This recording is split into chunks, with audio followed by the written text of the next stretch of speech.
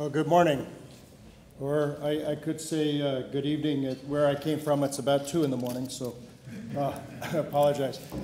Sigþór, thank you for your introduction. The last time I was in this room was November of 2014. President Grimson had asked me to fly up with him to meet with representatives of the Northern Forum, who were governors or vice governors from around the Arctic. I was then vice governor of Alaska, and I did not know why he was giving a speech, but I sat at the very same table, and I will not give you the same speech, but I do hope for the same result, which is last month all those vice governors were in my living room in Anchorage, and it would be an honor to have you come visit us in Alaska as well. This morning, what I'd like to do very quickly is show you a little bit about our company and what we're doing to look at investment in the Arctic, talk about some experience that we've had in fisheries, telecommunications, transport, and then focus on tourism, as is the theme of the meeting. Just a little bit about PT Capital. We are a private equity fund that's focused on the Arctic, and we are right now making investments in going concerns, not necessarily startups, but going concerns in Alaska, Canada, Greenland, and Iceland. And we're very proud to be cooperating with Icelandic Securities. We're focused on opportunities in tourism and fishing and services to natural resource development and transport logistics. As the first private equity fund in this area, we've raised $125 million, but we have very large investors with us from around the world with the capability for co-investment. Our goal with our first fund is 8 to 12 companies and perhaps between $500 million and $1 billion of assets under management. We are also an advisor, a strategic advisor to governments, Alaska Native corporations, and we are led by Alaska Native officers and others with strong ties throughout the Arctic and experience in Arctic telecom, shipping, oil and gas, fisheries, general services, and mining. Hugh Short, who is our co-founder and chairman, is an Alaska Native. He's actually probably the only fund manager in the world who's a Siberian Yupik Eskimo. Myself, before going into politics, where I served as vice governor for 4 years, I was chairman of a listed company in Canada that created Street View for Google. I was also a founding investor in a NASDAQ listed company that watermarks all the money that may be that's printed in the world, as well as provides a lot of safety and security against counterfeiting for music and video.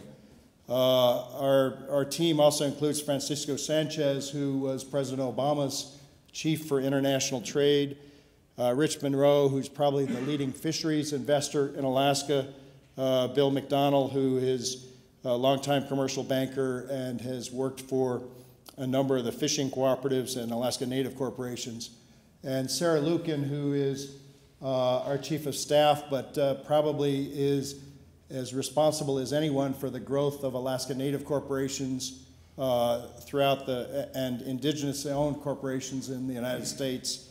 Alaska's Native corporations now have a turnover of about $12 billion US, and she headed the trade association for that group. Today, I wanted to just tell you a couple of things very quickly and then focus on tourism, but just make it be known that we're looking for investments in Iceland. And always interested in good ideas. We are also encouraging investment in our private equity partnership from funds that manage retirement income for Icelandic residents. We have as investors groups from around the world in the insurance industry, some in the pension arena as well. Our background is one where, as vice governor, and before that, I've been very active in financing infrastructure. I started as a deputy cabinet minister for environment in the early 1990s and invested hundreds of millions of dollars in water, wastewater, sanitation issues, as well as my work on the private side. and then worked very closely with my partner when he was head of the State Investment Bank on financing energy and hydroelectric projects. So something that we've learned may be helpful for Iceland, and I should also just say from the outset, my very first visit to this community, Akureyri, in 2000, I visited a fisheries plant that was so far ahead of Alaska in value added from offshore fisheries that we sent many Alaskans here afterwards to learn from the experience. Let me just again talk about the Arctic. We believe the Arctic is an emerging market, and right here is included in that. We expect to see significant capital flows, about $100 billion investment over the next decade. We see a significant appetite for private equity. We know that in this part of the world, even though we are right now seeing a lull in oil and gas investment and exploration, that 13% of the world's undiscovered oil, 30% of the world's undiscovered gas is to be found inside the Arctic Circle. And we know that there's approximately $1 trillion of mineral resources. Now, those numbers don't resonate as much in Iceland as they do in Greenland, Canada, Alaska, Russia, a little bit Norway, but it's important to know because it's oftentimes investment in the heavier industry that ends up giving you infrastructure for tourism. In Alaska, I would say that we have 2 tourist railroads that are very, very well used by the tourism industry, but it was industry that paid for them. We see growing global importance in the Arctic, especially with Arctic sea routes coming along. I chair a task force for the Arctic Circle looking at shipping issues, and China especially has indicated that they see using the trans-Arctic sea routes, which could involve Alaska and Iceland very extensively in decades to come. I'm going to skip through this slide on natural resources, but we do see Arctic economies estimated to grow to over $500 billion by 2030, and we believe growth will be driven by demand for resources, technological advances, opening of sea routes and trade, and while the slide doesn't say it, I would also add tourism. At present, pan-regional investment in the Arctic is not organized or to scale.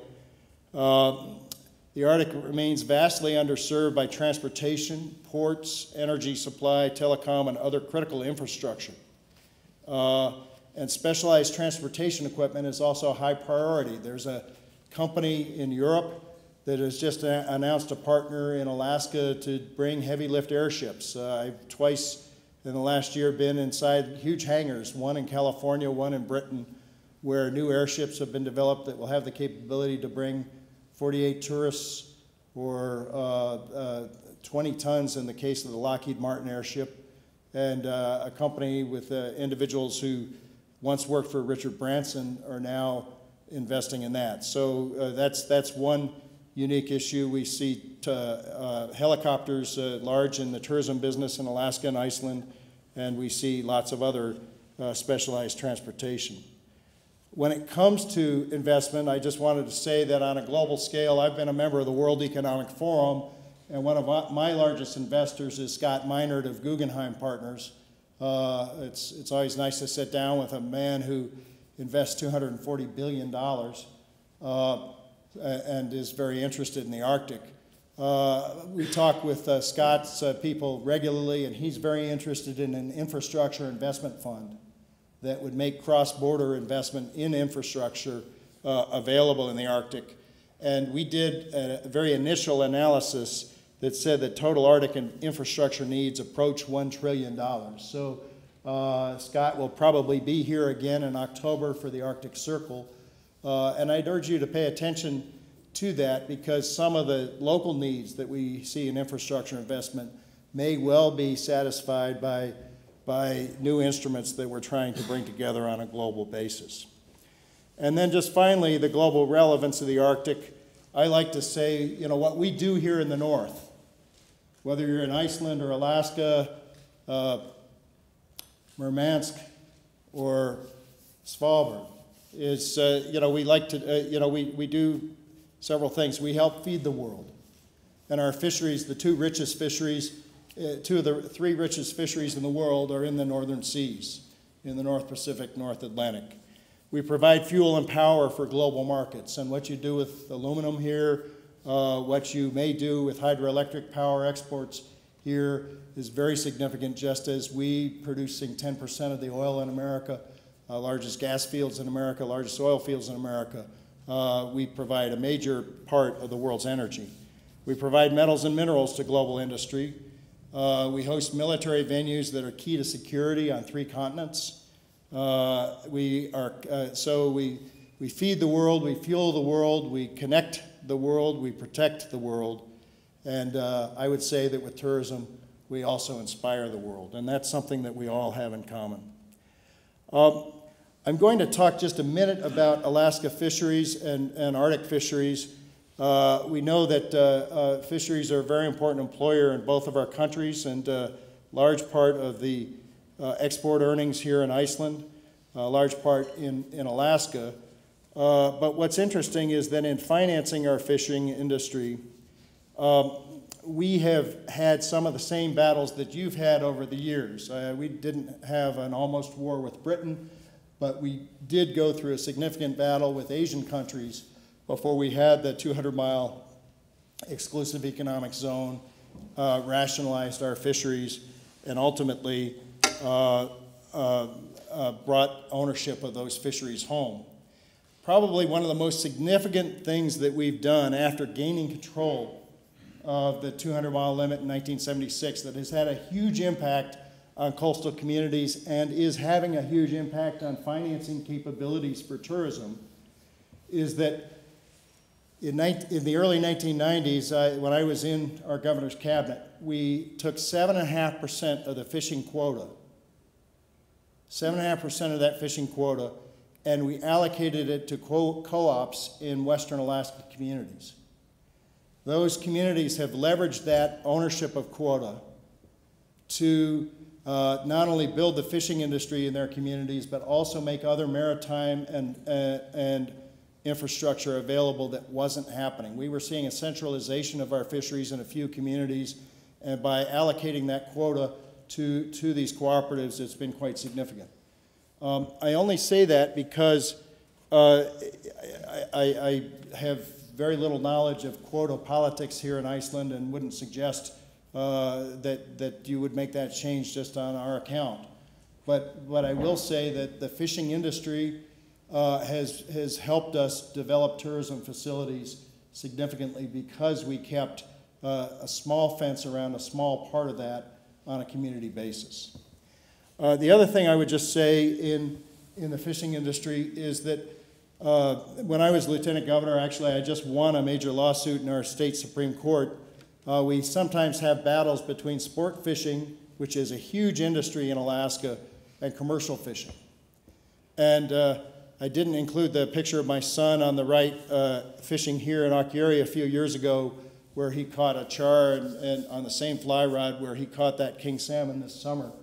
And that's my daughter with a king salmon that she caught last month. But I will say this. The biggest surprise to me, just as an individual, between visiting Iceland and visiting Alaska, is that you've got such great fishing water, and in Alaska, literally, for the independent traveler, fishing is one of the main reasons why they come. If you go to Kamchatka, it's the main reason why millionaires fly to Kamchatka. It is the great pastime for all Alaskans to go into our streams and catch fish. And my son paid $0. His license to catch that king salmon, I've got the one in my pocket, cost me $40, and I can also hunt with that license.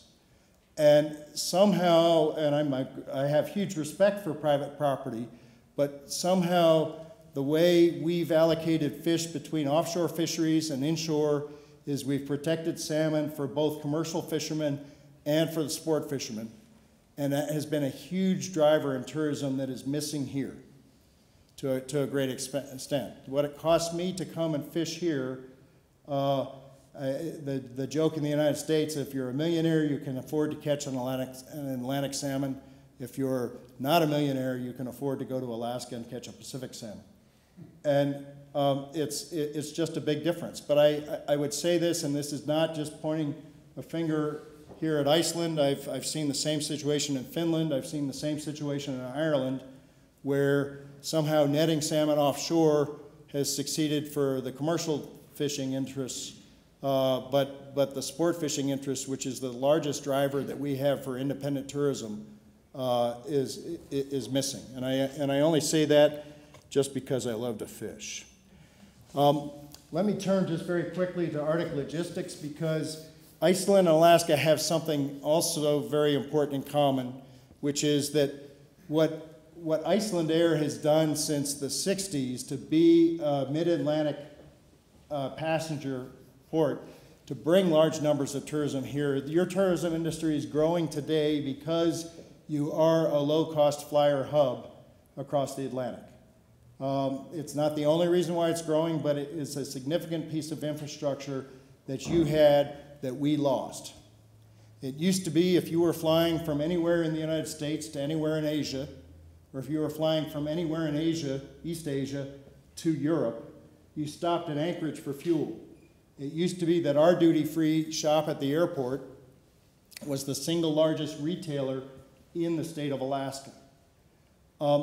We lost that business because long-haul passenger aircraft just fly over our heads. You have kept that business because you were head of Freddie Laker, you were head of other low-cost Atlantic passenger services, and you have kept that sense for some of the budget travelers traveling across the Atlantic who are doing the stopover, but also Iceland's unique situation. We have not had that success, but I will say, as Lieutenant Governor, I worked very hard, worked with Iceland Air to bring Iceland Air to Alaska, and you are now our second source of European travelers directly into the Alaska market. It's very important for us. And so I would say whatever you do, and as you work to bring more direct air service to the north, as you work to build your international connections with Greenland, as you work to find a good, easy pipeline to Asia, because that's where some of the growth in the tourism market is, don't lose kind of the stopover hub situation that you've got. It's very, very important for you. We lost it, and we lost a significant amount of European and Asian tourists because of it. We happen to have 50,000 people employed in the aviation industry, basically because we're the fourth largest air cargo airport in the world. Air cargo doesn't care if it has a stopover for fuel. It doesn't spend as much money as people do, but it does. We are now the second biggest hub for Federal Express, for UPS, for many of the Chinese cargo airlines. And it's actually very interesting to look at because Iceland has not captured that cargo hub aspect, but I would suggest to you that you watch the cargo market very carefully, because it can help pay for aviation infrastructure. You can bring cargo. I mean, it may be as you're looking at ways to make airline traffic work in the north, cargo may work there. And we got special dispensation from the US Congress so that if a plane is leaving Shanghai, and one is leaving Guangzhou, and one is leaving Beijing, and one is leaving Tokyo, they can all get to Anchorage about the same time and change out the same way passengers change out in Reykjavik. And that doesn't happen other places in the United States, and that's helped us build our air cargo business. But I only say that because we happen to be two unique places that have done quite a bit in air cargo there. I also want to just not leave this port without this slide without mentioning what's happening in Arctic shipping. I think it's very significant that Costco brought a container ship into Iceland a couple of years ago, and most of the multi-year ice in the Arctic left through the Fram Strait, the water that separates you and Greenland, in 2007. I firmly believe as the shipping industry recovers, the options for ports in the north, perhaps even twinned with ports in Alaska, would be significant. And let me also just say in Alaska, because I'm about to go into the tourism trade, if you look at this part of our state, the southeast region, the biggest town there, Ketchikan, is as far away from the western Aleutians as South Carolina or Atlanta, Georgia is from San Diego. You're talking about a very, very large piece of real estate. But we have similar situations in that most of our tourists are in this archipelago of fjords in southeast Alaska and cruise ships. The second largest number of our tourists are in the south central region of the state near Anchorage, where our large airport is. The third largest is in the interior, where they go by train or they fly in, take the train south, and then get on a cruise ship.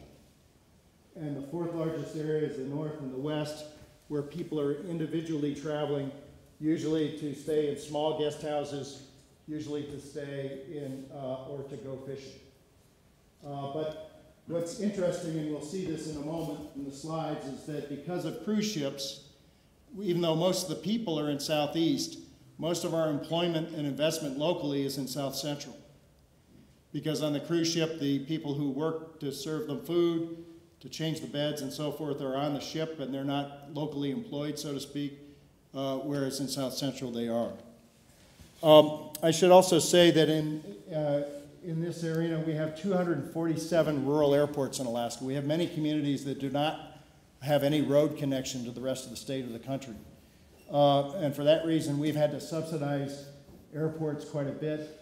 I would say that for that same reason, we've subsidized telecommunications, but we've also made some global changes in telecommunications. It used to be when I owned a cell phone business, if I wanted to operate a cell phone service in Western Alaska, I was, Motorola told me, oh, sorry, I got to sell you another $8 million switch.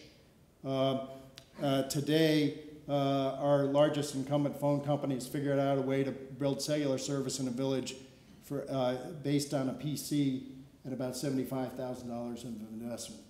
And so we've done a number of things to increase telecom. I serve as chair of Iridium's advisory board. We're launching 70 new satellites this year that will be very active in world air traffic control, world ship tracking, as well as providing telecom services to rural areas outside the state. I'm not going to talk too much about Arctic shipping right now, except to say that just watch very carefully what is happening in Russia. You're about to see Arctic shipping grow by about 8 times as the Russians begin shipping liquefied natural gas from the Sabeta project in the Yamal Peninsula all the way through the Bering Strait to Asia. But this will probably do more to show and prove the capability of year-round shipping. Even though they're planning to do it just 6 months a year, I'll wager right now that you'll see this year-round, but you'll see that. When I was chair of the Arctic Research Commission, we helped set the safety agenda under Iceland's chairmanship of the Arctic Council in 2009. We got that started. We're now working to see what we can do to develop a seaway like the St. Lawrence Seaway. And frankly, this is one area where a northern port in Iceland and a port in Alaska, by working together, could develop a service, perhaps in competition with the Russians, that would use this new ocean. I've already talked about these transport ideas, but paying very close attention to transportation is vital for the growth of the tourism industry. I mentioned that you're a mid-Atlantic passenger hub. We're a mid-Pacific cargo hub. Overhead revenues are vital. I believe you collect about $80 million in overflight fees. We're looking to see how they could be used more to support air infrastructure in Alaska, where we have our overflight fees. Cruise ship taxes have been a major source of infrastructure funding in Alaska. We heard earlier about the bed tax in Iceland of 11%. Ours is between 2 and 13%, depending on which municipality. We have a cruise ship head tax of $34 per person. That's down from $46 a person, and that is used to help create shoreside facilities. We have a fish tax. We, of course, have port fees. I mentioned how the quota allocation has also helped bring financial capability. And for transport, we have a universal service fund. But I will leave you with the idea that twin ports and an icebreaker service, and that's the speech that I'm giving at the Arctic Circle in October. Let me now just turn and finish with some discussion of tourism in Alaska. Our tourism industry generates about $2.4 billion annually in direct visitor spending and about $3.9 billion in total economic impact to the state of Alaska. It's our third largest private sector industry. More than half of our visitors come on cruise ships. And while the majority of tourist activity takes place south of the Arctic Circle, cruise ships in the Arctic region are on the rise for the U.S. as well as Arctic coastal states. My daughter ended up taking a cruise ship in the Northwest Passage this summer. We did not afford the $30,000 room. She actually won a prize as a young explorer on the Canadian Adventure ship. But I will say that our national parks in 2014 set a record for visitors at over 2.6 million visitors.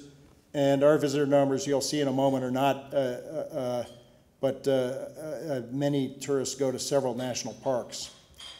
Our summer visitor volume is about the size of yours. We're now at about 1.8 million, very close to 2 million a summer in visitor volume. And you can see that we had the drop in 2008 and 2009. We've seen a pretty close correlation to the health of stock markets and the health of the tourism industry. Who is our visitor? Our visitor is the average age of 51 years. They come in pairs, about 2.5 group size. Gender is 50-50. And the average tourist visiting Alaska has about $100,000 in income. They come by cruise primarily, 57% of them. About 39% arrive by air, and I would guess that this number is reversed here and larger by air. A very small amount by highway and ferry, which is how I first came to Alaska as a tourist in 1974. As I mentioned before, southeast Alaska, that panhandle along the right-hand side of the map, about 50% are there. About 27% are in South Central, and then the rest of the state divides up all three. One of the questions that you have here is how do you bring more tourists to the north? How do you spread them out? One of the first things that we've done with the cruise ship industry is we worked very hard to bring the cruise ship industry to South Central, and now we're bringing the cruise ship industry to Western Alaska. Our initial attraction in Western Alaska was a company that I started in 1989, where we pioneered ecotourism between Western Alaska and Eastern Russia.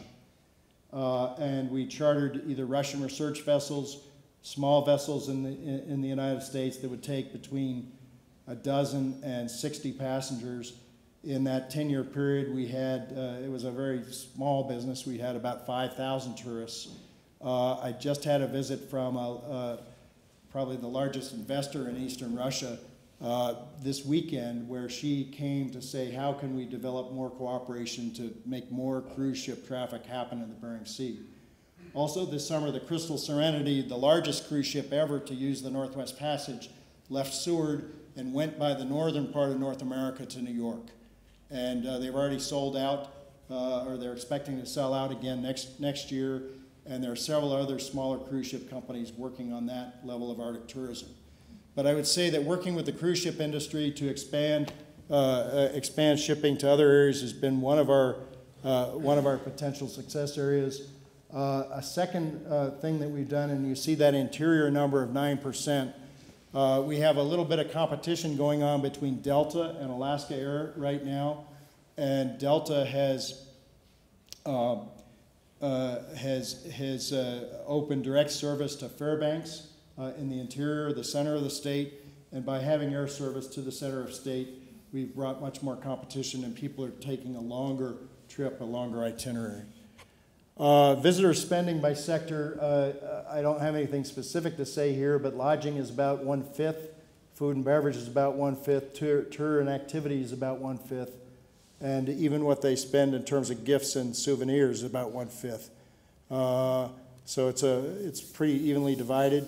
But in that number, what's very interesting is if you take a look at how we've rationalized the tourism industry in the last 20 years, cruise ships themselves have gone through a rationalization process where essentially any way we turn, we're usually dealing with Carnival. It could be Princess, it could be Holland America, it could be Cunard, but they're all kind of Carnival properties. So that's something to be aware of, is that you've got this global rationalization of the cruise ship industry. In airlines, we've seen rationalization in our local airlines as well as the national airlines. We've seen rationalization of hotels, and I say rationalization not to discount the bed and breakfast and not to discount the small guest houses, but I'll say that one of the biggest drivers in moving tourists out of just Anchorage and Denali Park was the fact that now we've got probably 3 chains of hotels. The original one was called Westmark. Holland America bought that. Then the Princess Cruise Line has done the same thing, where I had a dinner last week with somebody who was visiting Alaska, and I said, "Where are you going?" He said, "Well, I'm staying at the Princess Hotel in Cooper Landing, and then the Princess Hotel in Seward, and then the Princess Hotel at Denali, and then the Princess Hotel at Denali State Park." And I said, "Wow, you might," he said, "Yeah, I'm on a land cruise with Princess, where they actually don't ever see a cruise boat, but they bought it like a cruise." And having a string of hotels working together has actually been very effective. And Chuck West, who started West Tours, is one of the founders of cruise ship tourism in the United States, attributes the fact that he had a chain of hotels is what brought people out of Anchorage and the main area. We've also seen some rationalization in retail, and that's been probably the biggest challenge. When you hear people in Reykjavik complain about too many puffin shops, we joke about too many jewelry stores that are owned by the cruise ship companies in the places where the cruise ship companies land. But you've seen some rationalization there. There's less rationalization in the guides. There's more rationalization. When I say rationalization, I mean larger investment grade companies in the bus companies, the whale watching, glacier touring ships, small ships, of course our railroads, and a very interesting combination where you've now got 2 dominant players in what you would call in Europe the caravan market, we call the motorhome market. It's amazing to watch a plane load of German tourists get off in Alaska, all go to the same motorhome company, all get into the same thing, and the German tour book happens to have just 2 sample itineraries, and everybody you met on the airplane you see it the next 5 nights at different camping sites. But for that particular segment of our tourism market, the motorhome companies have done very, very well. I'm going to just focus on 2 of the numbers at the bottom of this chart: $105 million in visitor fees to our state budget and $83 million to the city and borough budget. That's essentially $200 million from our tourism industry. And if you take a look at that, it comes in the way of sales tax, lodging tax, dockage, and moorage fees and that impact. But that's basically the one set of mother's milk that's used to pay for both marketing and for infrastructure. We have a number of other examples I can give you in public-private partnerships, which you heard about this morning. I've got a number of examples where private equity has played a role, but it's been that kind of revenue that's important. On tourism marketing, we spend approximately $18 million a year in the best of tourism marketing. But let me just show you something back about this brochure. Back before the days of the internet, you couldn't open a magazine in the United States without a card falling out that says, "Fill out this postcard, and we'll send you this tourism planner about Alaska." And that's where probably $5 million of our $18 million went. Now with the internet, a lot of that is online, but that planner is still very important. What's very interesting about that planner is that we also have used that planner to promote Alaska-Russia trips, and we've used that planner to promote Alaska, Yukon, Northwest Territory trips for the independent travelers. And one idea I want to leave you with is that the Arctic itself is a destination. Maybe this is the Barstool poll that I took this summer, but I came to visit Sigthor earlier this year and found myself on a bar stool in Reykjavik on a Saturday night and talked to several different American groups our people, couples or people who had all been to Alaska on a cruise in the last 2 years, and Iceland was the next Arctic destination they were here to visit. And frankly, there is some opportunity and value in joint marketing, and we already have 2 airlines, Iceland Air and Delta, who serve both of our markets. Iceland Air and both stopping through here to go to Greenland as well as that. We see Greenland as a growing tourism destination, and Iceland is the most direct way to get there. There is value in working on marketing together. Our marketing budget has gone down recently simply because oil prices are down, and our marketing budget is $18 million compared to over $80 million spent by Florida, California, and Hawaii. But we consider that marketing budget to be very, very important, and there's been a pretty good consensus in Alaska politics to keep it about as high as you can. So to get to that $4 billion of economic activity in Alaska,